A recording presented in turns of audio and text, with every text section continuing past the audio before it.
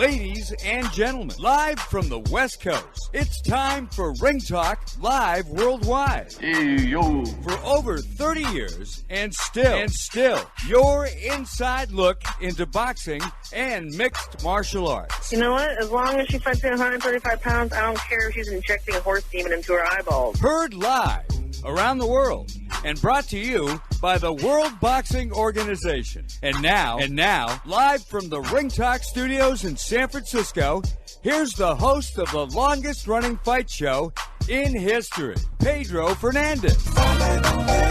Damas y caballeros, bienvenidos, ladies and gentlemen. Welcome to the multi-million-dollar Sports Byline facilities in San Francisco, California. Yes, the man was correct in that introduction, as my name is Pedro Fernandez. So it says on my license. Straight up, we're here to talk 2 hours of combat sports today on sportsbyline.com.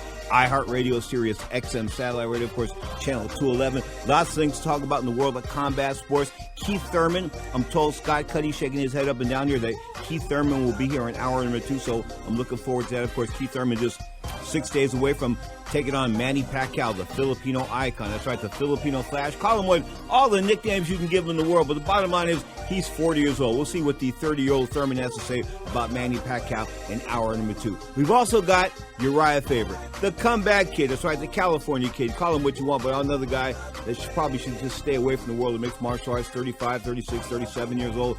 Long in the tooth, but the former world extreme cage fighting champion, never captured a UFC title, hoping to do so still, I guess, at this advanced age. A winner last night in Sacramento, California. We're talking 122-pound boxing today. Of course, Ray Vargas, successful last night, still undefeated, 34-0.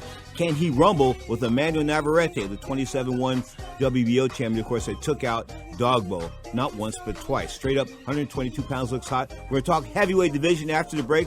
Open phone lines all around the world, 1-800-878-7529. That's 1-800-878-7529. The guilt-free, the no-commitment text line.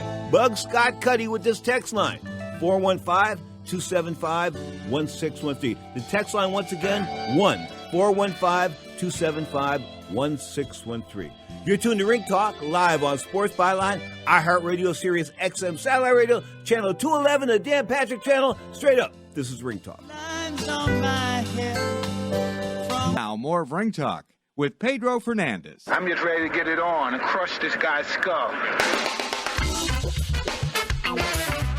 Heavyweights. They control the world of boxing, or so they say. Of course, let's go through the top 10 heavyweights real quick. Or do we even really need to? Come on. There's really a couple of heavyweights that matter, right?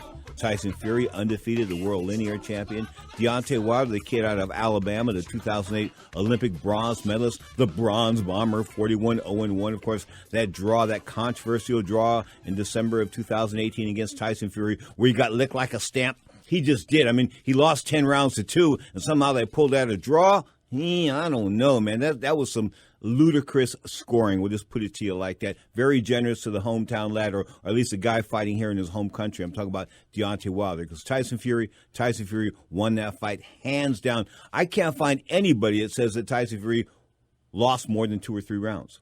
If they say 2, I'm down with that. They say 3, I'm down with that. They say 4, they weren't watching the fight. It just wasn't. Bottom line was Wilder wasn't in control, not except for the 2 times he did knock Mr. Fury down. Now, of course, the big match is going to happen in February. I'm talking about Deontay Wilder and Tyson Fury, the rematch. Or will it? Because Luis Ortiz stands in the way. He's 40 years old. He's 31-1. 31-1. Of course, didn't he knock Wilder almost into another time zone the last time? So, 40 years old. I mean, if you think this can't happen, if you think this is like just some trip of mine, think about this. Andy Ruiz.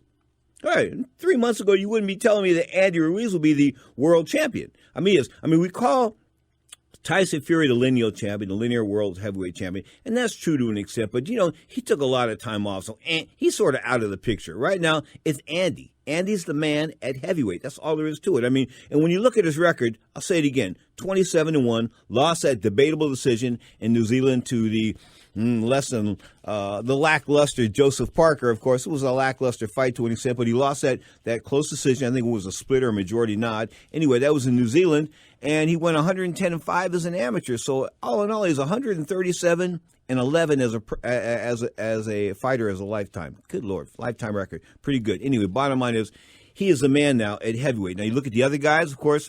Joshua, can Joshua climb back? People say, "Oh man, Joshua can climb back." Pedro, you're cutting him short. You're like not giving him any credit whatsoever.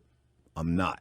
Reason why, he lost the first fight. I mean, you can come back, guns blazing, this kind of stuff. I just don't think it's going to have an effect. I think we'll have a more prepared. Because Andy took this fight on short notice, we'll find a more prepared Andy Ruiz. We'll find a more confident Andy Ruiz. He's confident now. He can get down under Joshua's punches, and that's the key to the fight for him, to get down under and not get caught, to come over the top. Of course, he's a shorter guy. He did a good job of that last time. I mean, say what you want about his physique, man. He delivered, as I said, 27-1 as a pro. Now, let's go to Las Vegas and bring in John Signorella, of course, talking about the weekend of boxing.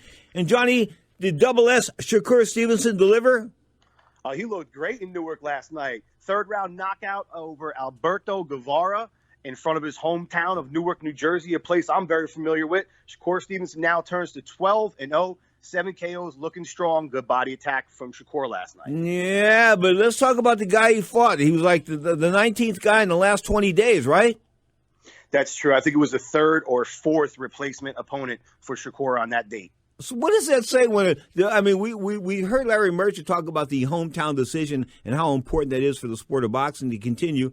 Third or fourth guy down the road, we're not going to get a guy that's going to come in there spitting fire, are we? You don't think so, but at the same time, it's kind of hard to prep for a guy that you're prepping for. The next thing you know, you get another opponent come in, then another opponent. So by the time you get in there as the favorite, you don't even know what type of opponent you're facing. So I think it's tricky on both sides. But what if you're fighting a lesser guy? I mean, what if you are the world-class guy, though, and you know the other guy is whoever they put in there is going to be lesser?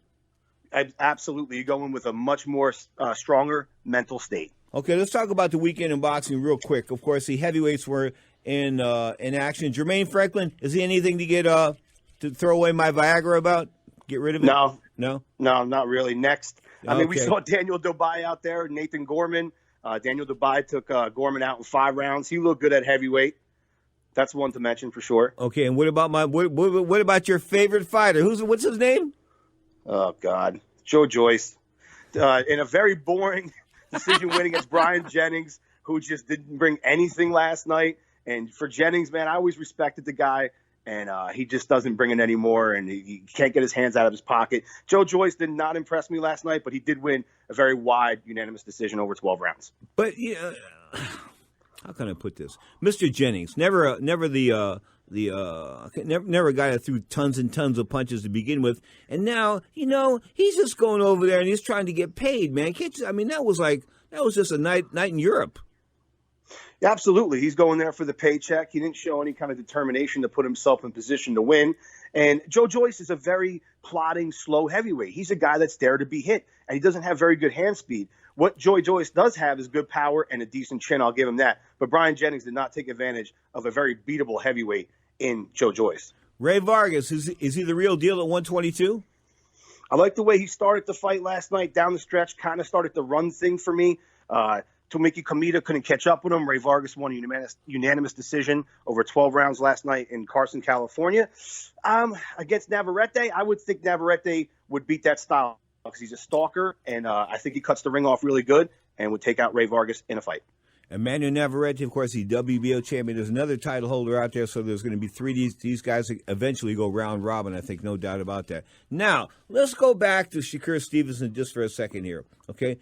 What is a fight against a guy like this Mr. Guevara do for him? I mean, outside of being a veteran, the guy couldn't punch. The guy was coming in. He took that first hook, and it was sort of like, man, he sort of almost wanted to turn his back. He sort of folded at that point in time. I mean, what does that really do outside of put another win on his belt and appease the hometown fans? Does that really do anything as far as a learning experience is concerned? A little bit. It helps him learn, of course, gives him confidence. If you're scouting like I am, it helps the eye test in that I'm seeing Shakur develop man strength. The transformation from the amateur ranks to professional ranks, where he's fighting like a professional, not just trying to score points, trying to go out there for the kill. And I think he was smart to add body attack to his arsenal and just looked like he was turning on his punches a little bit more, a la, again, what you want to do in the professional ranks. Okay, Johnny Signorella, the expert that he is. B.J. Flores was pulled off that card in Washington, in the state of Washington. Any idea why? I think neurological examinations, from what I'm reading, he didn't pass. And from previous injuries, some states he was, able to fight in the past. But in this case, that state and their commission did not pass him for injuries that he had prior to going in. That's what the rumblings I'm getting, and rightfully so. This guy's been taking beatings after beatings. Now he's fighting in a weight class at heavyweight that is not his natural weight class at all, at 40. Well, 40 years old, and of course, he was a cruiserweight. You know, what I remember most about him was the pro debut that he made. It was on NBC television. I'm going to go back and get this date because I was there. It was like, I told The Godfather last week, it was 10:30 in the morning. It was at 10:30. They were taping this thing at the Flamingo Hilton Hotel in Las Vegas, and the card went down at 10:30. It was on a Sunday, so we all had the people that wanted to go, Johnny, and you know this, Johnny. You pile out of bed real quick in the morning. Anyway, imagine this: we're piling out after a Saturday night on the town, after a big fight Saturday night. We're like Sunday going to this fight card at the Flamingo Hilton. I was the only guy in the media that showed up, Johnny. I don't doubt it. Oh, anyway, he took on Dallas Lane. This was 2003. That was 16 years and 2 months ago. It's too much time in the sport, especially if you've taken punishment, and especially when you take punishment late in your career, into your late 30s, into your early 40s. No bueno. Interesting. So what about this Danny Dubai guy? Anything to write home about? Oh, absolutely. You know what? He cuts off the ring really good, has good hand speed. And what I like is that he uses his jab in concert with his legs, meaning, guys, he comes in with a nice double jab, takes 2 steps in, cuts the ring off real nice, shoots a brilliant right hand in which he took out last night Nathan Gorman, who was previously unbeaten, takes him out in 5 rounds. And he's got decent power. He throws that right hand, and he gets out of the way and looks for a combination to follow up with. He just seems at 21 years old that he's got very advanced boxing skill. Fox Sports 1, they did their thing as well. I mean, there was fights on DAZN, ESPN, ESPN Plus. Friday night it was Telemundo and Showtime. So, holy cow! Fox Sports 1, Jamal James. Should he be on my lookout? Should he be on my radar? You know, he's not bad at 147. He was taking on Antonio DeMarco last night. Who's, man, I can't believe this guy's still fighting. Anyway, he's okay at 147. Money. I'm going to say a strong B, a strong B class guy, but definitely not a world beater. Johnny, if the only thing you've ever done in your life since you were 17 or 18 years old is box, you really can't do anything else. I mean, you're a musician. You could teach people how to play instruments and this and that. But if you're a boxer per se and you have nothing else but boxing, and maybe you didn't study all that well in school, and of course, not too many boxers have college degrees. I think of James Bone Crusher Smith or Bone Hugger Smith in the Tyson fight. But outside of that, not too many guys. So, what can I say? Anyway, they're at the educational disadvantage, I think, most fighters. And that comes out. I mean, because guys that have got it, college degree guys, don't want to be boxing, do they? No, they don't. And that's why you got to save your money when you're making that pay. Because tomorrow's not guaranteed, especially in the sport of boxing, in more ways than one. So when you're making that good money, you got to put that money away and plan for your future. Put a business together. Invest your money. The great John Signorella. He'll be back after the break, folks. Of course, we'll be talking about next week's fights. Manny Pacquiao, Keith Thurman. We expect Keith Thurman in hour number 2. We're supposed to tape this interview during the news. So I guess it'll be less than 6 minutes. I don't know. Anyway, bottom line is Sky Cuddy's running the show back here. You are tuned to the mighty Sports Byline Broadcast Network. This is Ring Talk Live Worldwide. The Saturday edition, take that back to the Sunday edition, 11 a.m. Pacific time for 2 hours live on Sports Byline, iHeartRadio, Sirius XM Satellite Radio, Channel 211. Of course, this is Diana Ross and the Supremes to the break. This fight right now, my fight right now I'm focused on is Nakatani, July 19th. After that, we have Comey. We have Comey probably early November. And then after that, man, if everything's all good, we can still make the weight. We'll fight for all 4 belts, whether it's with Luke Campbell or Lomachenko. Now, more of Ring Talk with Pedro Fernandez. Because he's a bum? Because he's a bum? Holy, Johnny Sig, did you hear that? Because he's a bum? Yeah, but wasn't that the line? Wasn't that the line of 2019 thus far? It certainly was, and probably the post-fight interview of the year as well. And we'll hear that a little bit later. We'll talk about Jorge Masvidal, of course, slaughtering, and I use that word, slaughtering Ben Askren in 5 seconds. bad blood going in. Both those guys, they didn't like each other, but this Masvidal guy has been around like 13, 14 years. He fought in the trenches. He fought in backyards. He's sort of like honed his craft, and he's frightening. Absolutely. And also went in with a great game plan because he certainly studied, his opponent last week, and he saw that he goes in and tries to go for a shoot. And what's a great way to counter a shoot is throw that flying knee right to someone's dome. Ooh. And that's what he did. Speaking of domes, Teofimo Lopez looks to separate Masayoshi Nakatani from his dome next week. Of course, they're going to be hooking it up at the MGM National Harbor. Where is that? Is that in Michigan? Yeah, that's in Michigan. All right. Does the Japanese guy have much of a chance here? He's 18-0. He's got 4 knockouts in a row against, people that we don't know of. But at the same time, he is unbeaten. And until, someone gets beaten, we got to see what they got, And he's going to be tested by Teofimo Lopez come this Saturday night, who is an awesome fighter, of course, in his own right. Well, he seems to be prepped for the tornado from Brooklyn or from New York City. The reason why I say that is that in his last fight he fought Hurricane Fula, and he beat him in a TKO. So I guess if he can beat a Hurricane, he thinks he can beat Teofimo. Not going to happen. Lopez rolls to 14-0 next week. Yeah, it looks. I'm definitely favoring Teofimo Lopez, and he's looking to run a gauntlet. He's mentioning Richard Comey afterwards, and then going to Lomachenko. You got to love Teofimo Lopez's desire to make his name and become, what he believes he can become, a superstar in boxing. Personally, I don't know if I'd want to fight Lomachenko. I just don't know what I could bring to the dance that could possibly beat him. So to bring Lomachenko's name up like Teofimo like Lopez has, it's sort of like, he's not afraid. So we'll see where the mouth from the Honduran American takes him. Yeah, he's got to go through, like I said, the 2 guys coming up and see what we get from that performance. Does that take too much out of him? That's a lot to do within a 12-month span if he does, in fact, fight those 3 fights in a 12-month span. But he's young. If he doesn't take too much punishment, it might be the right thing for him down the stretch. Wow. Before we go back to the weekend, the 18th, which is going to be Thursday night, I guess, there's a card on Facebook. Facebook is doing boxing. Where are these cards coming from? The Facebook are they coming from Zuckerberg's front room? Originally, Golden Boy was doing some Facebook shows, and then they got picked up by DAZN for those fight night cards. And then I believe Mayweather Promotions was doing a few, but they're very random, like one-offs. But I think right now it's Floyd's like up-and-coming stable guys that they're throwing out there. And some of those shows actually do pretty good. The Golden Boy ones I saw get viewership as high as 3 million. So that's a good number right there. Wow. Of course, that's the 18th on Facebook. July 19th, as we said, ESPN Plus. Got to have the app. Teofimo Lopez, undefeated, taking on Masayoshi Nakatani. Damn, I practiced that name, too. The 19th, of course, the Friday night. That is going to be an ESPN Plus card. But Telemundo's got Sugar Baby Juarez against Ganning and Lopez. They're fighting at 108 pounds. Always exciting guys fight at 108 pounds. Not. Anyway. Yeah. Let's talk about the big fight. This is what everybody's talking about. Manny Pacquiao and Keith Thurman. Keith Thurman is supposed to be here in hour number 2. We haven't taped him yet. Haven't supposed to do this during hour number the news between 1 and 2. But we'll see what's happening. But Keith Thurman, he's irritating a lot of people with his mouth, and that's just and it's people aren't like pissed off really about Keith Thurman. They're just pissed off at what he's saying. Why?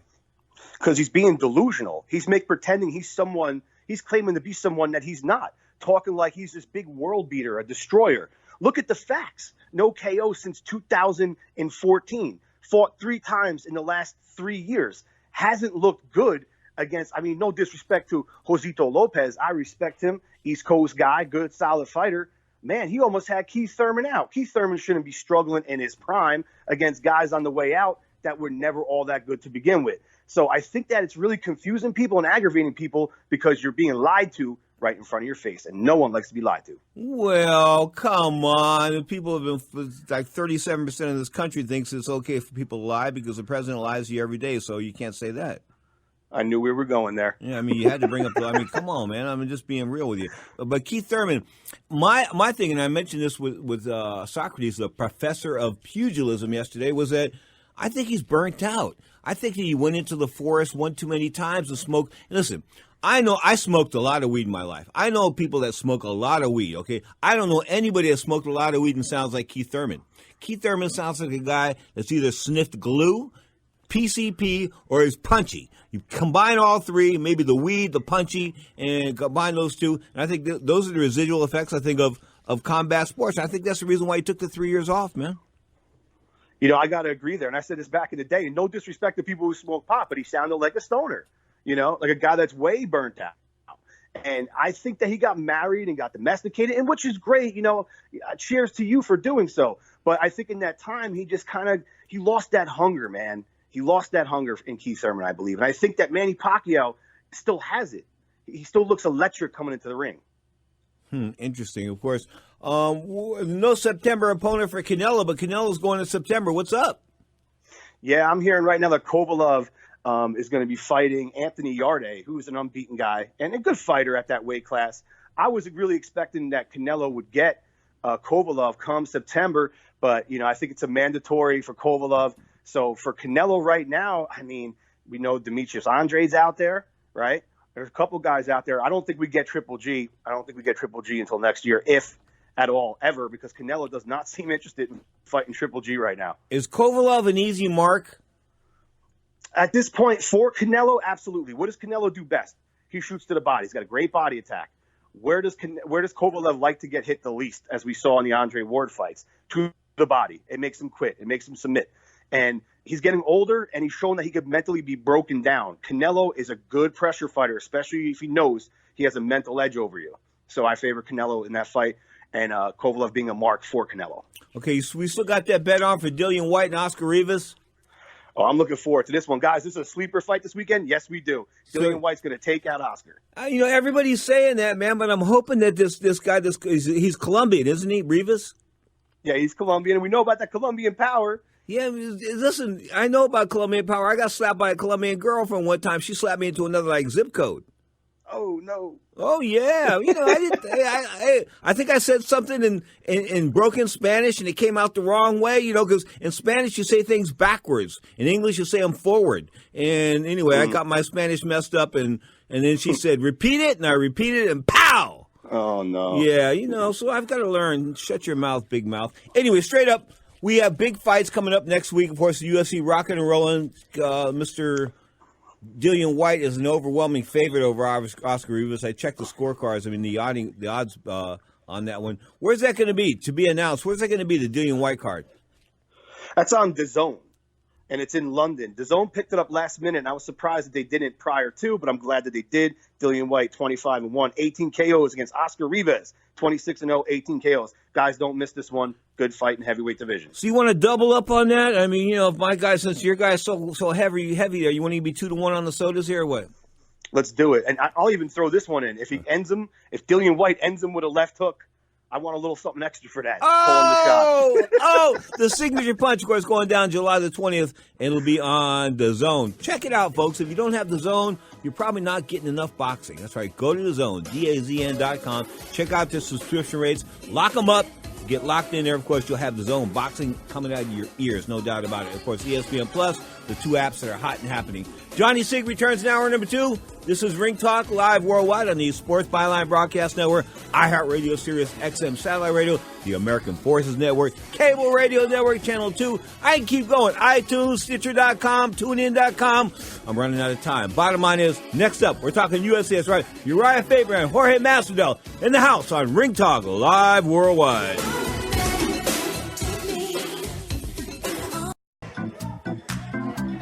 Now, more of Ring Talk with Pedro Fernandez. This is outrageous. I shall report it to the Angry. Check it, 40 minutes past the hour. You are tuned to Ring Talk live worldwide, coming to you from the multi-million-dollar Sports Byline Studios in the city by the gay, San Francisco, California. Straight up, my name is Pedro Fernandez, of course, 35-plus years now. Often imitated, but hardly duplicated. Last night, the UFC rocking and rolling in the state capital, of course, of California. We're talking about Sacramento, California, and their favorite son, none other than Uriah Faber, of course, a kid the California kid, but, you know, he hasn't won in such a long time that I was a bit blown away by the fact that he was willing to come back. I mean, he's old, he's tired, but guess what? He's still Uriah.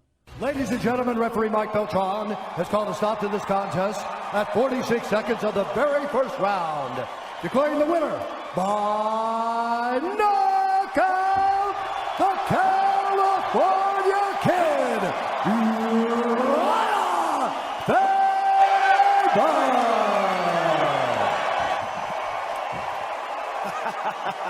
Ladies and gentlemen, Uriah Faber, everybody. Listen to that. How does that make you feel? It makes me feel amazing. Love fighting for Sacramento. Props to Ricky Simone. That kid is going to be a terror in this weight class. He has the right mentality, but he's just not there yet. It takes time, baby. Experience. Oh, yeah, absolutely. Listen, you're 40 years old, as you say. Did you ever, in your wildest dreams, think you would get it done that quick? I always prepare myself for a 15-minute war. It's funny. I think Henry Cejudo called me out a little bit ago. And then I heard Dana said that I was old. I know Dana White was old when he was 40, but I'm a young man. Dana was old when he was 28. Come on, Dana. Look at me. Henry, what's up, dog? I remember 10 years ago when you challenged me to a fight as a friendly gesture, and I'm down to get down in there and mix that up. So this isn't a one-off. You are back. You won the belt. You know what? There's only one reason I do this, and that's to test myself against the best in the world. I've got such an amazing team, a staff of coaches. I've got, my boy Cody Garbrandt's coming back. My boy Song Yadong just taught me that right hand. It's a hairy situation out there. I got to get in now before it's too late. Well, listen, let's take a look at the big screen. Let's take a look at your handiwork here, because it was pretty quick. Learn that from Song Yadong. Our young Chinese champ hit it last week. Boom. You know what? Ricky Simone is a nice guy, but he had a big target there. Not to be mean, but I'm going to hit this dude's head for sure. Well, listen, Uriah, people love you here. You're an inspiration. You're a champion, a Hall of Famer. Everybody, make some noise for Uriah Faber. Michael Bisping, of course, doing this thing there in front of the television crew. Bottom line is, Uriah Faber, back at the age of 40. I thought he was 37. He's, wow, look at his results. 35 wins, 10 losses. Of the 35 wins, 10 were by knockout, 17 by submission, 7 by decision, 1 by disqualification. His losses, 3 by knockout, 7 by decision. He's 40 years old. Why should he continue why even continue? Anyway, because there's not really anybody out there at 135 except for the man, Henry Cejudo. And he thinks because Henry Cejudo was one time a flyweight and that he had probably handled Henry Cejudo 10 years ago when Henry was green as guacamole. That's not the case anymore. Anyway, Henry Cejudo, the world flyweight and bantamweight champion, of course, the 2008 Olympic gold medalist in freestyle wrestling. He says, "Bring it on, baby." And you might be wishing, you might get it, Uriah. You might get this fight because you're such a celeb per se. I mean, those people came in last night. They came out to see Uriah Faber. That entire Golden Arena up there in Sacramento, California, they were to see the California Kid. And the California Kid did not disappoint, knocking Mr. Ricky Simone out in 46 seconds. And I tried to say this before, both in boxing and MMA. Fights are not fixed. They're sort of arranged. You get styles. Certain guys are going to go this way, go that way. Anyway, Ricky Simone, green as guacamole. As Uriah Faber said, he'll be a star someday. Yeah, right. Anyway, bottom line is Uriah Faber winner. Josh Emmett was a winner as well over a guy by the name of Becklek. I won't go to his first name. Mursad Becklek. Anyway, the main event, 3 TKOs in a row. The main event was Jermaine Duran, the woman that was smart enough to stay away from Chris Cyborg Santos when she was on the streak before Amanda Nunes exposed her as not being able to take it when you can throw it but you can't take it. Of course, Amanda knocked her out in the blink of an eye. Amanda just knocked out Holly Holm in the blink of an eye. Man, holy cow. Anyway, bottom line is Duran knocked out somebody by the name of Aspen Ladd in the first round, 16 seconds. And, of course, the 5-second knockout goes to Jorge Masvidal. The man, of course, say what you want about the UFC, and some people say, well, it's too brutal and it's too this and it's too that. But, some of these fighters, they are really into it. When I mean into it, I mean this is their lives. I don't mean that somebody came along and said, hey, man, you can make a few bucks maybe fighting. But this guy, Jorge Masvidal, I mean, he's just an amazing guy. I mean, he's had 47 mixed martial art fights. He's won 34 of them. So he's lost 13. Okay, he's been stopped once, submitted twice, lost 10 decisions. The real deal, not somebody like Kimbo Slice, not a fake guy. No, he's a real deal. He's with America Top Team. I mean, he's one of the best teams in all of MMA, no doubt about that. And right now, I think that, he's put it this way, his Cuban and Peruvian background, okay, has nothing to do with the fact that he's just a bad dude. And he was born in the streets of Miami, ran the streets of Miami, but he went to Catholic school, wrestled at St. Brendan High School. But, because of his grades, he wasn't able to make the cut. So he sort of switched gears and came over to the world of mixed martial arts. He's been doing this 13, 14 years, and now, of course, he is the baddest MF on the planet. Ladies and gentlemen, referee Jason Herzog has called a stop to this contest at 5 seconds of the very first round, declaring the winner by knockout, Jorge Gamebred Masvidal.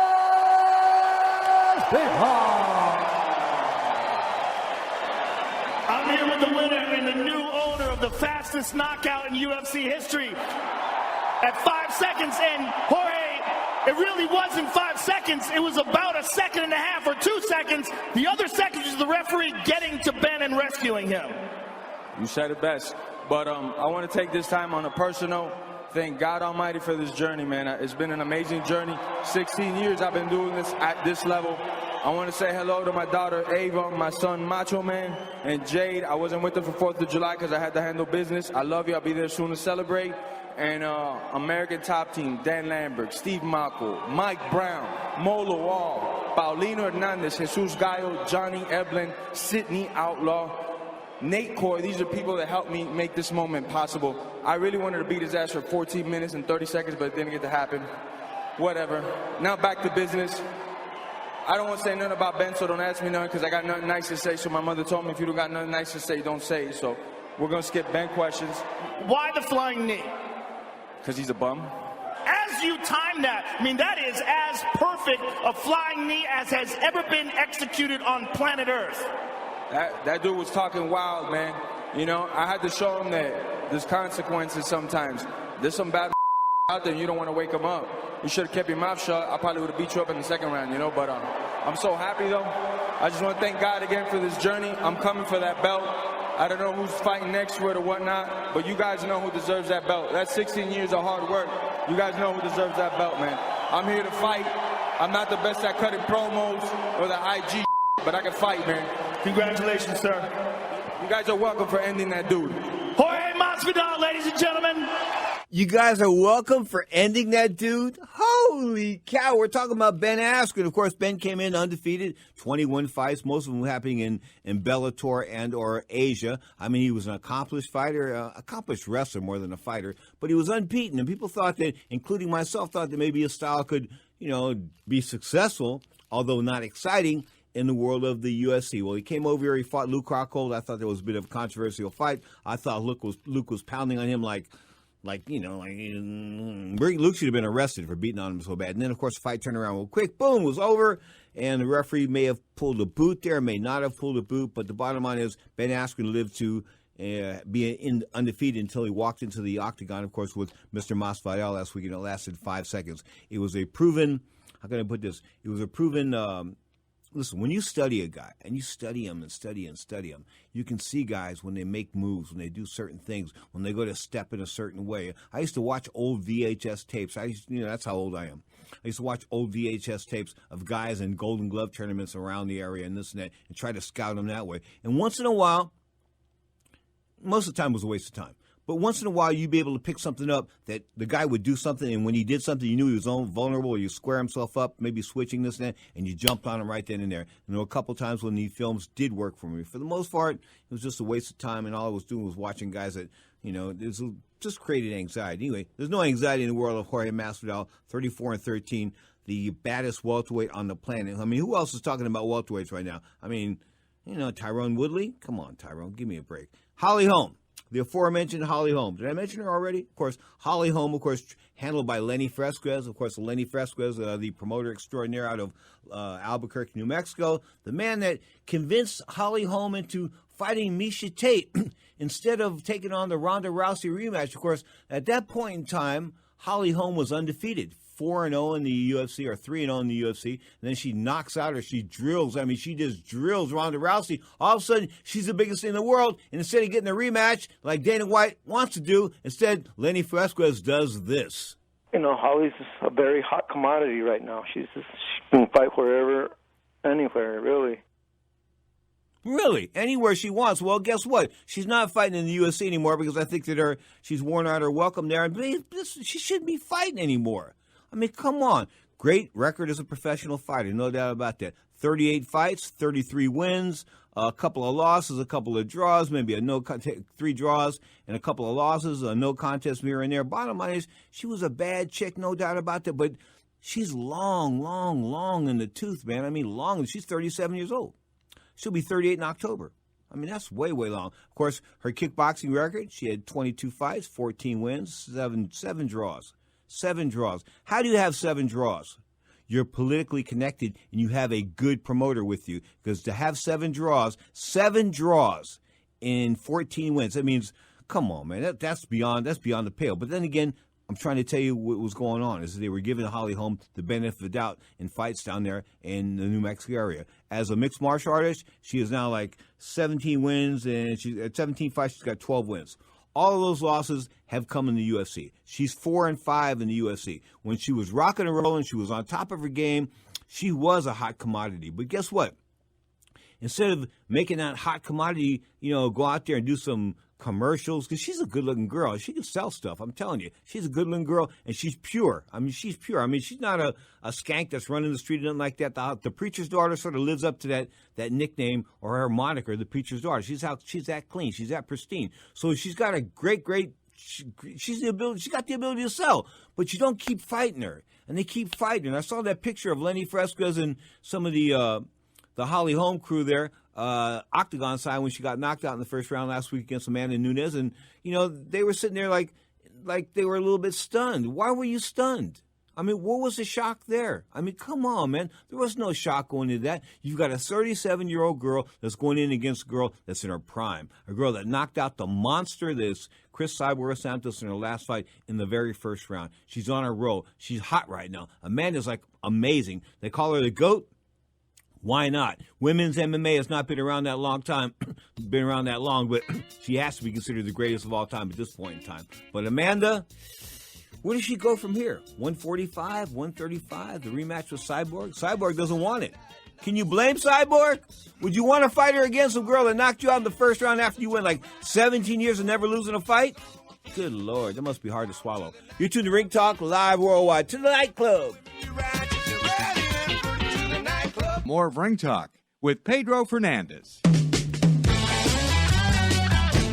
Hey, must be somebody's birthday. Joe Russo up there in Oregon. Joe, come on back to the city by the bay, man. We miss you.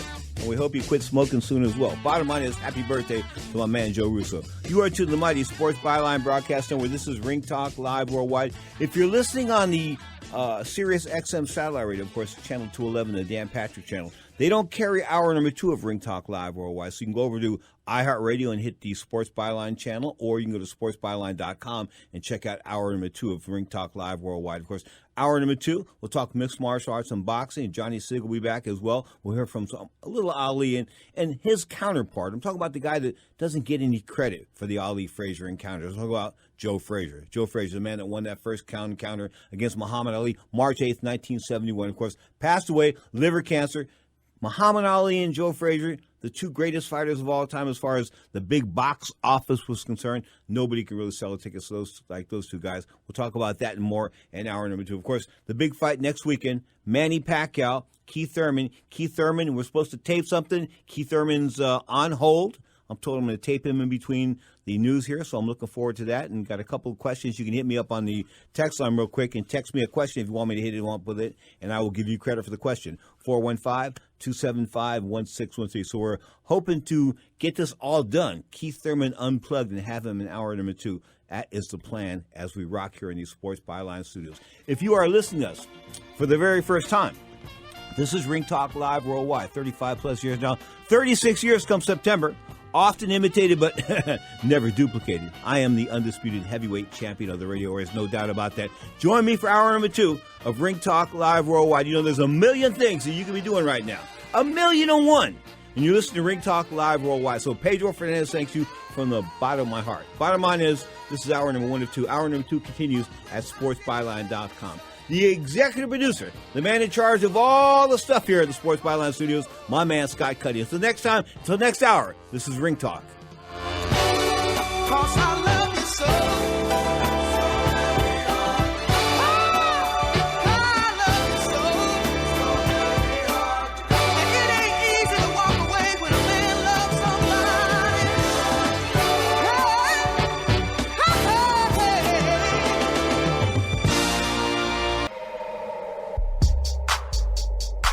Ladies and gentlemen, live from the West Coast, it's time for Ring Talk Live Worldwide. Fascinating. For over 30 years, and still, your inside look into boxing and mixed martial arts. What the hell's going on out here? Heard live around the world, and brought to you by the World Boxing Organization.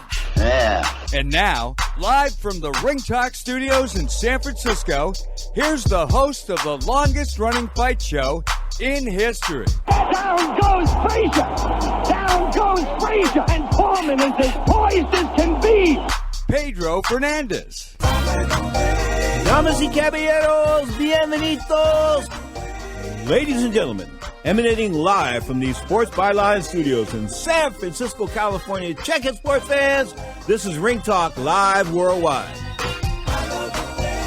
35 plus years now, often imitated, but hardly duplicated. Here we sit high atop our throne here at the Sports Byline Network. Of course, my name is Pedro Fernandez. This is your show. But in this hour of Ring Talk Live Worldwide, we're going to delve into the world, of course, both boxing and MMA. Talk about the world of MMA, up and coming, of course, UFC cards, the boxing world at hand. I interviewed Keith Thurman in that 5-minute little spiel we have between shows there, between hours. And, you know, the interview came out okay, except he swore and he called the Filipino a couple of names, so we'll have to edit it. I don't know if we'll have that ready for 40 minutes past the hour, but if he does, we'll go with Keith Thurman at 40. If we don't, we'll go with Sugar Ray Leonard at 40, a real welterweight champion. Straight up. Why do I say that? Because he dropped a lot of F-bombs. I just can't have that going on. And the FCC still runs what we do here at the Sports Byline Studios. This is not a podcast. This is a radio show. So when Keith dropped all these anti-Filipino things and said a few slurs, what can I say? I've got to edit that out. So Cuddy's going to work on that. Whether I have it done today or not, we'll see what's happening. Straight up, I have open phone lines around the planet. Johnny Signorella will join me in a couple. 1-800-878-7529. Join us in the studios. 1-800-878-7529. Or the guilt-free, no-commitment text line. Text us here in the studio. The number, you ready? The text number, 415-275-1613. Let's do it right. 1-415-275-1613. 6 days away. Manny Pacquiao, 61-7, taking on Keith Thurman, 20-0. Keith Thurman, of course, the world welterweight champion. Not really. Manny Pacquiao, Keith Thurman, the big fight next week. That and Johnny Signorella more next on Ring Talk Live Worldwide. Dream, babe. Two can make a dream so real. One can talk about being in love. Two can say how it feels.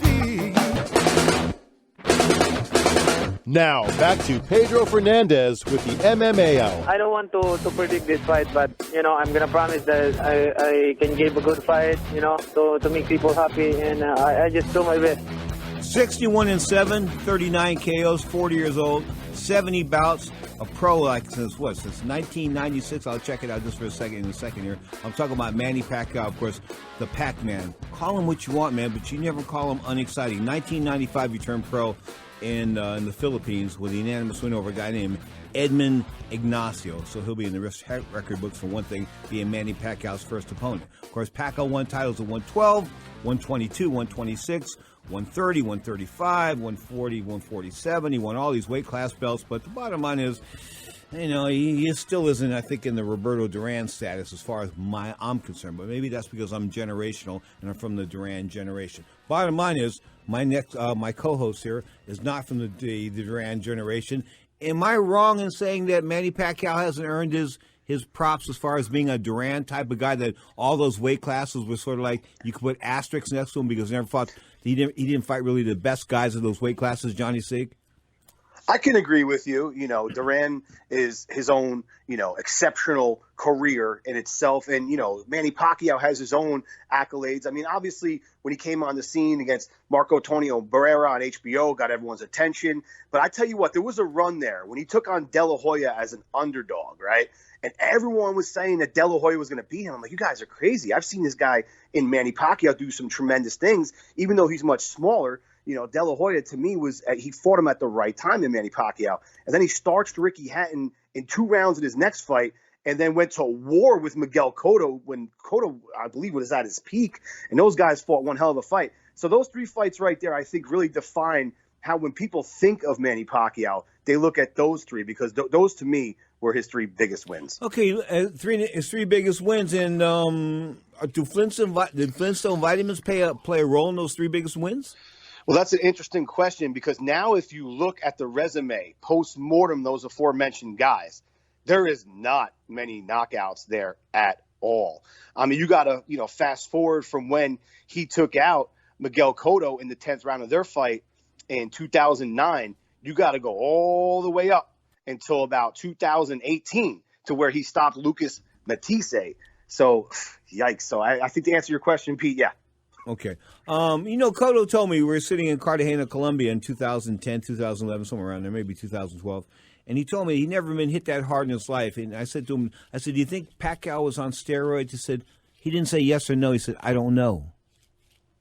It's an honest answer. He got hit with that uppercut. I know exactly what punch that Cotto was referring to. It's when they both were in the middle of the ring playing fire with fire. And then I said to myself watching that, whoever lands the big shot here, because you knew it was coming, it's going to be the game changer of the fight. Sure enough, Manny Pacquiao lands this big uppercut and rocks Cotto. And it looked like obviously it was a legit shot. I mean, at that point in time, maybe he was messing with him. But, at the end of the day, power is power. I'm looking at Manny Pacquiao and Keith Thurman's record. Do they have any common opponents? It's an interesting question. I don't believe so. No, they don't. No, off the top of my head, that's a very interesting question. Off the top of my head, I'm going to say no. There's no comparison between the level of opposition. No disrespect, of course, to Sean Porter, who I'm a big fan of. Also, Roberto Guerrero, who's obviously seen better days. But, for me and Keith Thurman, he has not fought anyone of the caliber that Manny Pacquiao has fought when Manny was defending and winning world titles. You surprised this 3 or 4 minute interview with Keith Thurman's got so many F-bombs in it? No, not at all. The way he's been talking lately, he's been coming off very aggressive in his tone, and maybe he's trying to psych himself up, rise to the occasion, get motivated, but I'm not surprised. Got to keep it classy.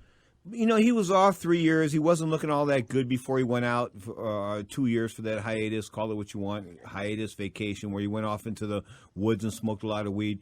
That's not a weed thing to me. I mean, people say, yeah, he sounds like a stoner and this and that. He sounds like a permanent stoner. You hear what I'm saying? I'm not talking about a guy that's getting stoned. I'm talking about a guy that's is always stoned. Because he's a bum? Because he's a bum. Is he a bum? You know what? For me, Keith Thurman, I was a big fan, but then all of a sudden he stopped fighting. He started doing things like you're mentioning right there, where, he got heavy into spirituality, and there's nothing wrong with these things, people. But Yeah. But wait, when you're blowing a flute in the forest, that's your spirituality? You think there's nothing wrong with that? Hey, man, to each their own. He looks like he's at peace when he does it, so who am I to judge? Do you think the snake comes out of the basket? Oh, God, I hope not. You know what I'm talking about. He blows that flute. Anyway, bottom line is Keith Thurman's in a world of his own, and as I work on the interview, as I speak here at the Sports Byline headquarters, of course, Keith Thurman was recorded Pacific time, 12:02 to 12:05. It was a 3-minute interview. And in that 3-minute interview, he dropped down a lot of F-bombs, so I'm wondering if they can get this ready for today. If they can't, we'll get it ready for next week, and I'll bring you something special at 40 minutes past the hour. Me and Ray Leonard, if I can.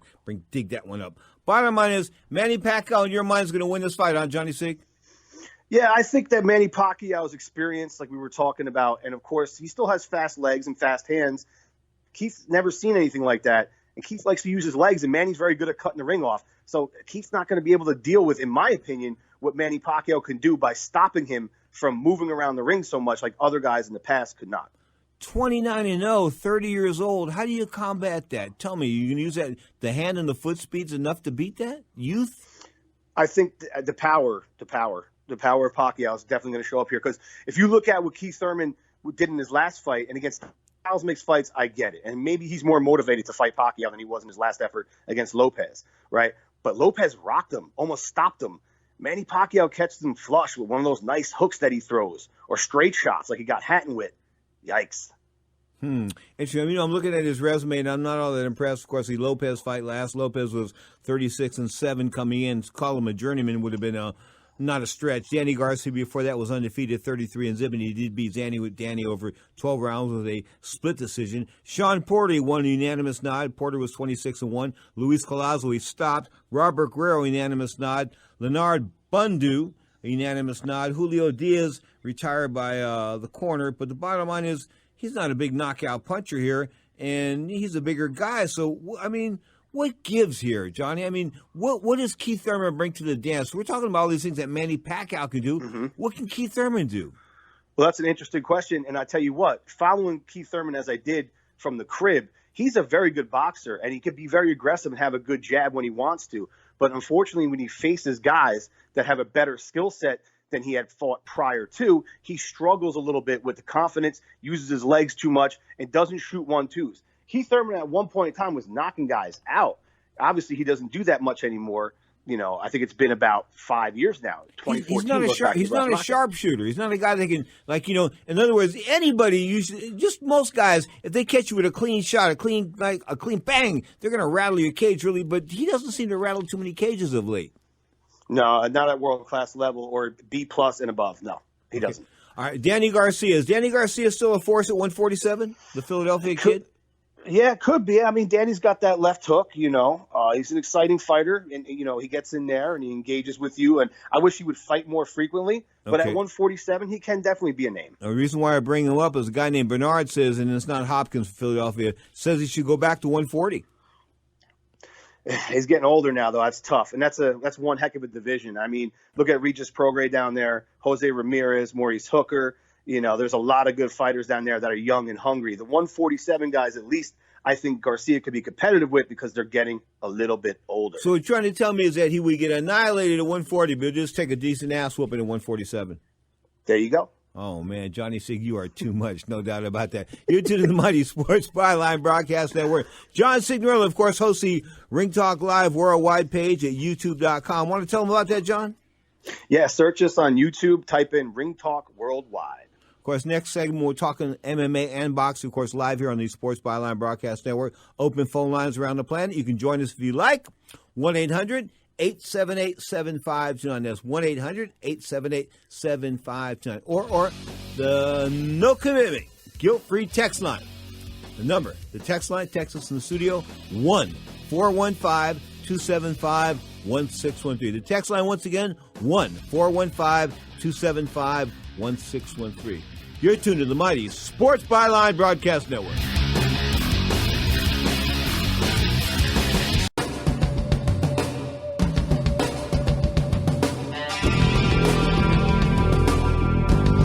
Now, more of the MMA Hour with Pedro Fernandez.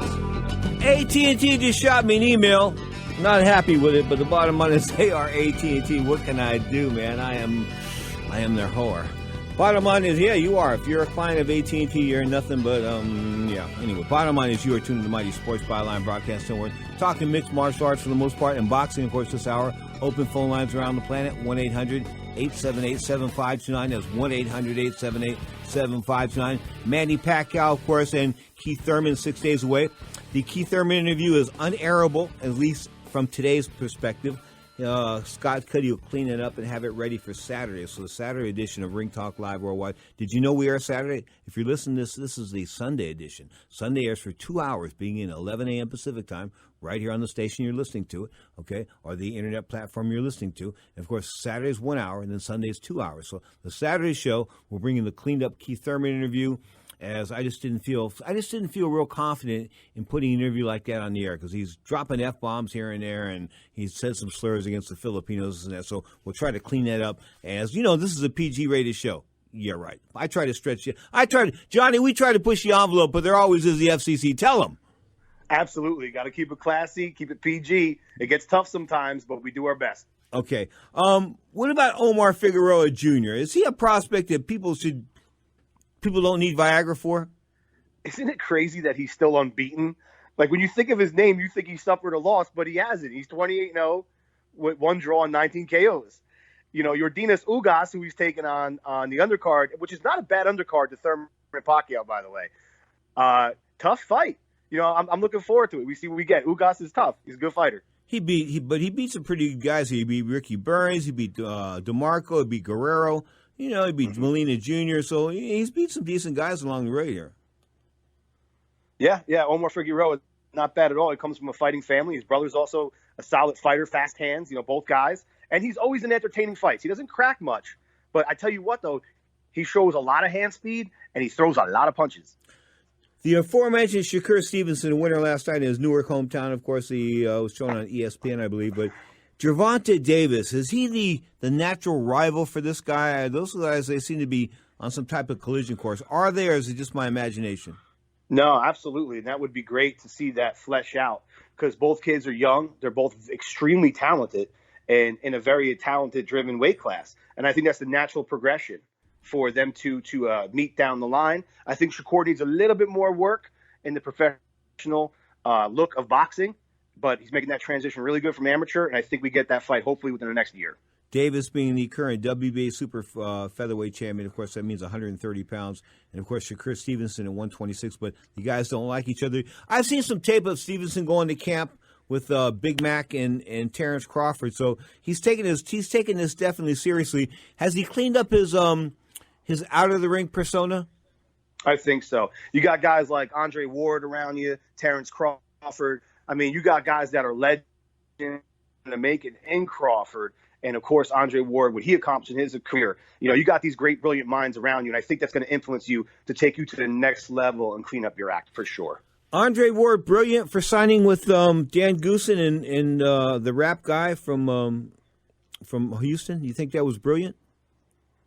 I think Andre Ward's career was brilliant in which, you know, how he boxed in the ring, you know, how he handled his fights. That's not what I asked. Outside the ring, that's not what I asked you, Johnny. That was a nice cleanup there, Johnny. Hey, Johnny, do you work for the White House? That was I got a little politician, little Sarah Sanders in you there. I just sidestepped that. No, to answer the question. Absolutely, I think that Andre Ward could have been smarter in that regard.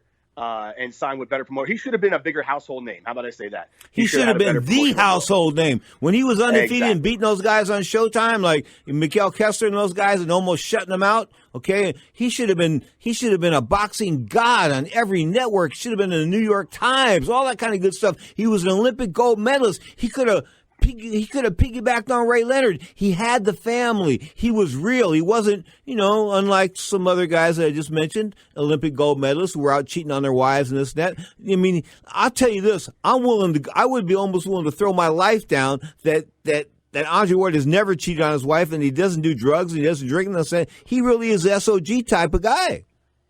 Absolutely. Brilliant smile, articulate, handsome, great fighter. What's there not to like about him? And I do agree with you.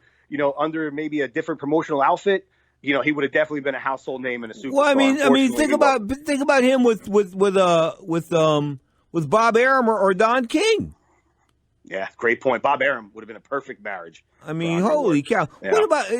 We're talking about young prospects here, and I'm hot on this other bantamweight. Luis Nery, 29-0, the World Boxing Council silver champion, I believe, which means some bogus regional belt. But the bottom line is, he's fighting a guy named Juan Carlos Payano. That's going to be July 20th, of course. Payano comes in at 21-2. This is going to be in the MGM Grand in Las Vegas. So I guess the MGM Grand is going to do dual contests. But the bottom line is 29-0, 23 KOs. Why? This is a bantamweight that I think is exciting. Tell me why. Right there, you said it. 23 KOs, 29-0. You look at that KO percentage at that weight class in bantamweights. That is rare. You don't see that too often. So that's why he's an explosive kid, and he's in against a good opponent in Juan Carlos Payano that will test him. But I would like to see him, obviously, where the career progresses, but that punching power is a standout for Luis Nery. I mean, he's a scary-looking guy. The beard and all that kind of good stuff. I mean, man, yeah. here's what's up. there's certain guys right now I think that can instill fear in other people. Used to be like Mike Tyson, big heavyweight, but not so much in the heavier weights, or maybe Roberto Duran at lightweight. But you got Teofimo Lopez, who going next week against Nakatani, Masayoshi Nakatani. Of course, that's going to be on the zone. That's ESPN. So, I mean, he's going next week. You got Neary going pretty soon. I mean, all these young studs are stepping up. This is reminiscent, although the quality may not be there in the minds of some historians, but this is reminiscent of boxing in the late 1980s, mid to late 1980s, when everybody was fighting everybody. Yes, sir. And fast forward even, to July 27th, Maurice Hooker, an unbeaten fighter, taking on Jose Ramirez, another unbeaten fighter on DAZN in the junior welterweight division. And you have other guys lurking out there too. Emmanuel Navarrete, who we mentioned a lot on this show, and up-and-comers such as Teofimo Lopez and the Luis Neris and all that. Like, this is great right now. Juan Francisco Estrada. Boxing is in such a great place, and the talent pool is rich. Okay, the kid that's rich with talent is Vasyl Lomachenko, 13-1, of course. He's been idle since April. They haven't got another fight for him. Don't you think it would be beneficial to keep him in the ring, or is he a guy that you can only put him in certain spots because he would just totally annihilate guys? It's a great point. And Mikey Garcia, who would be the logical opponent for him at that weight class. We don't mention Mikey Garcia here. Yeah, well, he's trying to mess around at 147. So now you got to look at the other guys out there, Devin Haney, Richard Comey, those guys out there. They don't fight on ESPN. ESPN doesn't have many people at 135, right? So that's the issue that we're having. And Lomo can't go up to 140. That's too big for him. But here we have Lopez willing to take on Lomachenko. Low. Yeah, but again, Lopez has to get through his next two assignments, which I will. The Comey fight, I think, will be a little more difficult. Comey fight might be a little more difficult for him. But I mean, for him to call out all four guys like that, though, I think is a bit bold. And the kid's from New York, so we'll give him what he wants. At 31 years old, after 300 amateur fights and now 14 professional fights, when does Lomachenko's clock stop ticking? When does he get old? You know what? That amateur background right there, that will say a lot. I would say sooner than later. And the small guys usually don't age very, very well. But he hasn't taken much punishment. So I think we get him for another 4 years. Triple G, 39-1-1. Where's Triple G going next? I have no idea. Maybe Demetrius Andrade? I think that would be a logical fight. I'd like to see that on DAZN. Both guys fight on that network. Okay, I got another question for you. Oleg Usyk, is he out of surgery? They got a date on when he will return? Yeah, well, no date yet, but he's done the surgery, and we know that the torn bicep surgery is a lot to recover from. I don't expect to see Usyk until the late first quarter next year. How do guys get torn bicep muscles? By lifting a lot. Ooh, you didn't answer that. Ooh. I'm being nice today. Oh, folks, if you heard that long pause there, it was because I was testing Johnny Sig there. I was pushing at him because, Oleg Usyk, for the most part, although we like him, I like him a lot. I think he's a great, great fighter. I think he took some Flintstone vitamins. Yeah, I knew that's where you were going. And again, I don't want to accuse anyone of anything. And yes, I didn't accuse him of it. I said I think. There's the thing. Yeah. If I was accusing him, I'd be right out. Okay, Earl Spence, 25-0, 21 KOs, the kid from Texas. What's Earl going to do? Off that Mikey Garcia win, of course, in March was ho-hum, 12-round shutout. Didn't go for it until it was much too late. I thought he should have went for it. Don't you think that if Spence had some killer instinct, he'd have went for about the third or fourth round and he realized the other guy wasn't engaging? I agree. And Mikey was not engaging. And that was the issue for Earl, I think, because he couldn't get him to just sit still for a minute. But it's Earl's job to cut that ring off. I think Earl right now is going to be a very interested spectator and seeing what goes on with the Manny Pacquiao Keith Thurman fight next week, and maybe he wants the winner of that. I think that he's waiting on that to announce his next move. Okay, both the Charlo brothers have been in action of late. Both were winners, so Mama Charlo's happy. Were you happy with the Charlos? They just don't do it for me right now, man, until one of them gets in the ring. Now, of course, Jamel at 154 when he lost to Tony Harrison. Tony Harrison's a good fighter. I'm waiting for Jamal to step up and actually fight someone at 160, that's decent. You are tuned to the Mighty Sports Byline Broadcast Network with the great John Signorella. Join me a little bit later. Of course, next up, we'll go back to 1989. Wow, 1989. We're training in a place called, well, I'll tell you about it after the break. We're in Florida. We're having a ball. Ray Leonard and I, we're getting ready for the Tommy Hearns fight. That's right. Pedro Fernandez training with the great Sugar Ray Leonard. Next up on the Sports Byline Broadcast Network.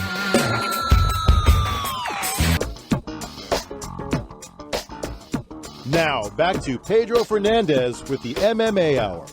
1989, May of 1989, I ventured to West Palm Beach, Florida. The PGA Sheridan Resort there, of course, a golf course, a fabulous 18-hole golf course, which we ran on each morning. But the bottom line was Ray Leonard was training there. I'm talking about Sugar Ray Leonard. Ray Charles Leonard, that's where he was born, of course, while the former world welterweight champion coming off a win over Donnie Lalonde back in 1988, November of 1980. Of course, he forced Donnie to come down to 168 instead of 175. Donnie was the 175-pound and 175-pound champion, but they fought both for the 168-pound title, super middleweight, and 175 pounds light heavyweight title. So they combined both weights. They brought Donnie Lalonde down to 167. He knocked Ray Leonard down in the fourth round, so Ray got off the deck. We thought that would be the end of Ray. He was 35-1 entering this Tommy Hearns fight. Of course, Lalonde 31-2. But we thought that was the end of Sugar Ray. I mean, he was going to retire. Well, it didn't happen that way. He sort of went on and fought Tommy Hearns. Of course, we're prepper for Tommy Hearns. We're in Florida, and there's a lot of roaches and bugs, and it's really ticking Pedro off because I'm just not one of those guys. I don't dig it. I don't dig the bug scene. I really don't. So anyway, Ray and I are having a good time. One night we're kicking it. Before we go to the Ray interview, one night we're kicking it. Remember, we're comparing ankles. Now you have to realize we're both very vain. Both very vain athletes. We're running each morning. We're training at the gym, so we're both in decent shape. He's in the best shape I've ever seen an athlete in my life. I've never seen anybody run as fast as Ray Leonard. I've never seen anybody move as fast as Ray Leonard. I just never have in my entire life. I've never seen an athlete move like a cat, like Ray Charles Leonard can. So anyway, the runs, they were pretty good. I was in decent shape, and I remember hanging with him for like 2 miles. They were 2.5 mile runs, and then he would sprint the last half mile, and he would sprint at such a speed that he would just disappear from view almost. I mean, on a flat ground. I'm serious. He looked like a mirage. He was going so fast. So anyway, I brought you up to date. This is Sugar Ray Leonard and Pedro back in 1989. Ray, 19 years boxing now. An Olympic gold medalist, 5 world titles. What more is there for you to attain? Well, Pedro, for me, I just like to do what I want to do. You know, for me, boxing has been such an integral part of my life, opening doors, creating better avenues for me and other people. And as long as I still can do it, you know, I say, why not? I don't complain about getting up in the mornings to do road work. You've ran with me a number of times, and I enjoy the competition. This is a part of my life, and for as long as I can do it. You're 33 years old, but because of your layoff and you were off for a couple years, how old is Ray Leonard's body physically?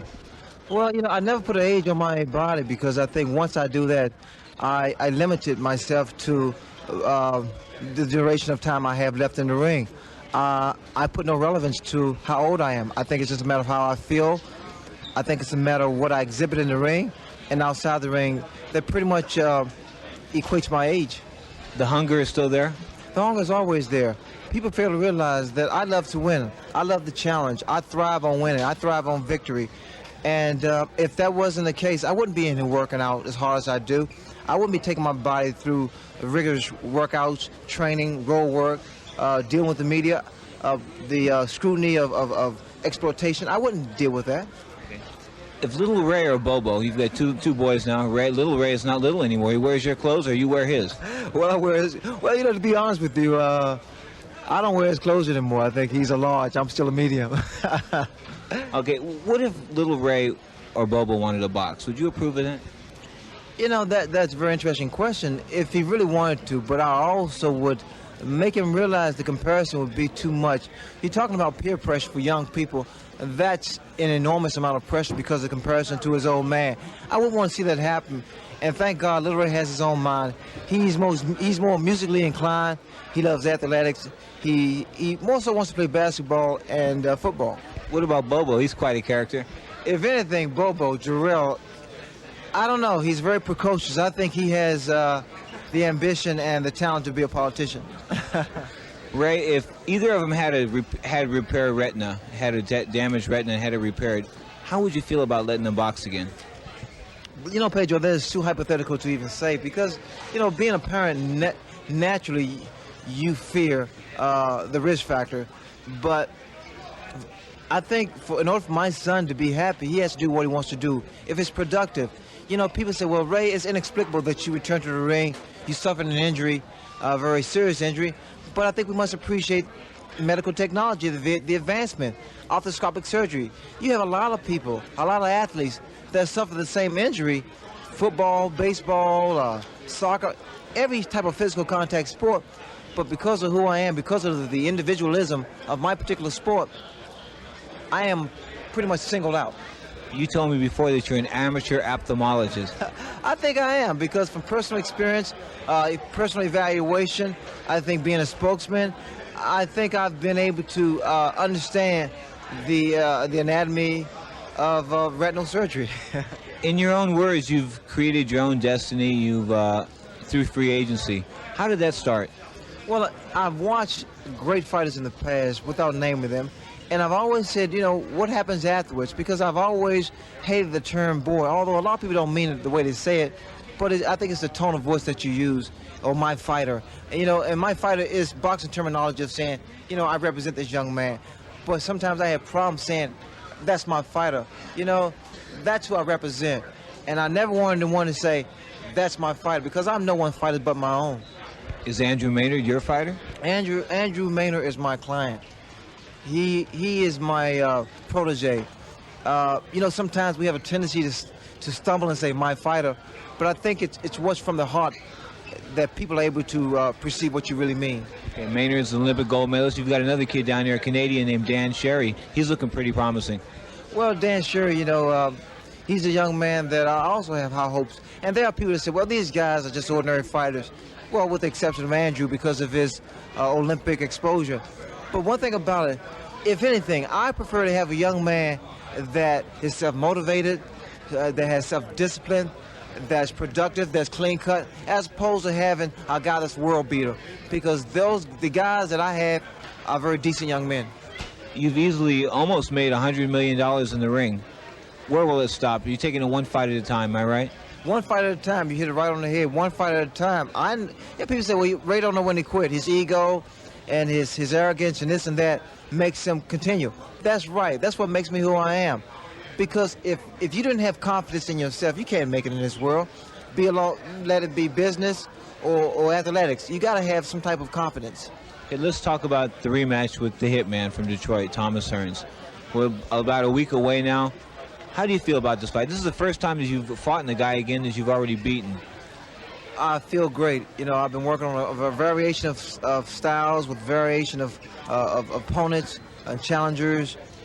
I hate calling them sparring partners sometimes, but the young men that I work with are fast, and I feel this way rather, that they are so tenacious in so many rounds that if I can contend with them, I can contend with anybody. I'm looking forward to a big fight with Tommy Hearns. I am prepared for whatever he should do. I've worked on balance. I worked on peripheral vision. I've worked on counter-punching. I worked on strong punches, body shots. You know, the other day, all body shots. One day I work on defense, offense. I'm ready for whatever he should do. Okay, I watched it the other day. In case, when Hearns gets hurt, he has a habit of grabbing. I mean, like Hulk Hogan, headlocks, hammerlocks, the works. I watched you physically push your sparring partners off. I mean, physically, you were rough. Well, that would be the case, too, because I watched him with James Kitchen, and the way he grabbed Kitchen, if anything, you know, Tommy Hearns held on for dear life. It was ugly, but it was survival. But I'm ready for whatever he should do. Okay, Tommy says that your shot, he says that you say that he shot, he says that your shot is the biggest fight in the history of boxing, a battle between two shot warriors. I don't necessarily feel that I'm shot, and I don't particularly agree that Tommy's shot. I think Tommy's had some problems in the past and in his previous performances, but total shot, no. He still wins. He's perseverance. So how does Ray Leonard see the fight? June 12th, the bell's about to ring, Ray. It depends on how Tommy approaches the fight. You know, speculations that he's going to try to outbox me, he can't do that. I don't care how much he rides a bicycle. As far as trying to knock me out with one punch, I've been hit by a light heavyweight. You know, so the punch is not a factor.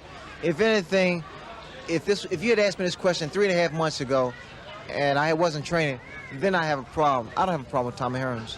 You told me that to tell Tommy, I quoted you in Flash magazine, as knocking me out is not a reality. It's not a reality. You know, Tommy Hearns, he lives in this world that he's still the hitman. He should get away from that nickname. That nickname doesn't fit anymore. The last couple of fights, he's resembled the Hurt Man. Well, he's been more so on the receiving end of the pitcher now. So if anything, I'm going there to win. I don't care what happens. I'm going there to win. Okay, Ray. Let's talk about who's your arch enemy, Roberto Duran. He's still around. He's not my arch enemy. You know, he's not. Ray, you haven't talked to Duran lately. To be honest with you, I hate this. I can't say it on television. No, I don't mean. We have verbal confrontations and we say things about each other. I think that's the nature of the sport. But there is no direct animosity towards Duran. I respect Duran from what he's achieved in boxing because naturally he's contributed to the sport of boxing and he's brought more attention. If anything, if we should meet, the best man is going to win. Did he cheat you out of your just desserts when he quit on you in the 8th round? I don't think he cheated me out of anything. I don't know why people feel that way. If anything, he cheated himself out of being claimed the greatest. Okay. Duran, Leonard, Nunn. I mean, there's a chance you're going to fight all these guys. First of all, let's talk about Michael Nunn. We had that confrontation that Pedro instigated in Las Vegas when we were out there on the floor, and I said you came off tonight. You were perceived on HBO as being fearful of Michael Nunn. Let's get the record straight. Are you scared of Michael Nunn? When you asked me, Pedro, I was on the dance floor at Botany's. I was dancing. I didn't think about Michael Nunn. But if anything, I think Michael Nunn is really a great fighter and a great champ. He represents the championship very well. He's not a great fighter yet. That's too premature because it'll tell you how people feel. All of a sudden now, Michael Nunn was a guy that couldn't pack a punch, a guy that was a boring fighter. All of a sudden now, he knocks out Colin Bay. He's the greatest thing since mom's apple pie. I mean, they should really stick to what they're saying. Before I became great, or if they consider me great, I had to beat Hearns, Duran, Hagler. I don't believe in greatness. There was only a few great fighters. There was Ali, Sugar Ray Robinson, Joe Louis, and Rocky Marciano. Okay. Any closing comments? I can't wait to June 12th. Good enough, sir. Good luck to you. Thank you, Pedro. You gonna run tomorrow? I'll be right. You gonna run tomorrow morning? 5:30. Sunday. I'm leaving tomorrow at 10. I'll run with you tomorrow morning. Okay, babe. Okay. Sugar Ray Leonard. A hotel and golf course. Of course, that was in Palm Beach, West Palm Beach, Florida. We rocked and rolled. As I said, the battle of the egos there. We're sitting in the hot tub because Ray had a jacuzzi in his room as well. But I didn't want to sit in his jacuzzi in his room anyway. Bottom line is, went down to the public jacuzzi. We're kicking it one night and we're comparing ankles. Who had the sexier ankle? I kid you not. We're going back and forth. So some lady came by, and we asked the lady to say who had the better looking ankles. And being a diplomat, she said it was a draw between our two ankles. Me and Ray are comparing ankles. Ray Leonard had the skinniest ankles I've ever seen in my life. I mean, it's unbelievable that those ankles could make him move as quick as he did. And I tell you, he was the fastest man I've ever been around. Ever. I kid you not. Fastest guy I've ever been. Running, hand speed, the whole 9 yards. Nobody faster than Ray Charles Leonard. You are tuned in to Mighty Sports Byline Broadcasting. Of course, that was a sub.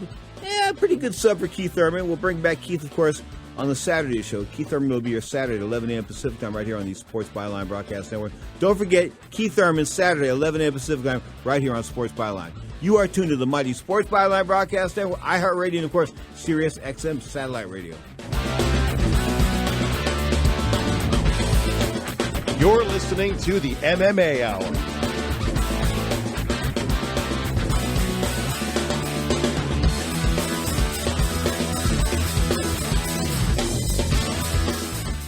Ring Talk with Pedro Fernandez. Somebody says, hey, why no Larry Merchant? Larry's on vacation. We gave Larry the day off. Seriously, Larry's contract said he gets 4 days off a year, and this is one of the 4 days I give him. So that's just the way it is. The Godfather will be back next week as he is spending the day with the Godmother down there in Southern California. Question for Johnny Signorella on the line, of course, from Las Vegas, Nevada, the undefeated lad that he is. Has a Jorge Masvidal and the Amanda Nunes knockouts, have they overshadowed Francis Ngannou's knockout of Junior Dos Santos? Interesting. I think they're all up there on the same level. Wow. Okay. All right. Predictions for next week. You got Pacquiao. What about this? Is this decent? Is this a decent ESPN card as far as Rafael Dos Anjos and the hooking it up there on ESPN from San Antonio against Leon Edwards? Is that a decent fight? It's a decent fight, but all eyes will be on boxing. Manny Pacquiao's out there in a big fight. I got Manny Pacquiao taking out Keith Thurman under 9 people on a very good pay-per-view card coming from Fox. Under 9? Under 9. How much is this pay-per-view card going to cost you? Oof. Hopefully it doesn't cost me anything, but I'm thinking about $80. Oh, I hear a little piracy in the air there. Possible piracy in the air there. Hey, no. Here's what's up. I can't. I know this sounds a little crazy, but I can't get into stealing signals. You know what I'm saying? I just can't. Maybe I'm wrong. Maybe because I'm not a signal owner. You see what I'm saying, Johnny? Maybe if I was a signal owner, I'd feel a little differently. Hey, you said stealing signals. I'm just going out to the sports bar up the road. I don't know what you're talking about. Yeah. Okay, don't forget the little X's. Absolutely. Okay, Johnny, let's talk about the Ring Talk Live Worldwide YouTube page. Type in Ring Talk Live Worldwide. You can check out today's show and many other bonus content and previous shows from back in the day. Everyone, enjoy your Sunday. The great John Signorella, folks, undefeated lad from Las Vegas, Nevada. Check him out on YouTube.com. Well, time to wrap things up. This is the second of 2 hours of Ring Talk Live Worldwide, the Sunday edition, live on Sports Byline. Of course, we come to you each and every Saturday at 11 a.m. Pacific time or 2 p.m. Eastern time. Saturday for an hour, Sunday for 2 hours, same time, 11 a.m. Pacific time or 2 p.m. Eastern time. Bottom line is, we rock. Often imitated, but never duplicated. 35 plus years now, I must be doing something right. Bottom line is, you're tuned to Ring Talk Live Worldwide. I thank you from the bottom of my heart. You can be doing a million things right now, but you listen to Ring Talk. Thank you. 'Cause I love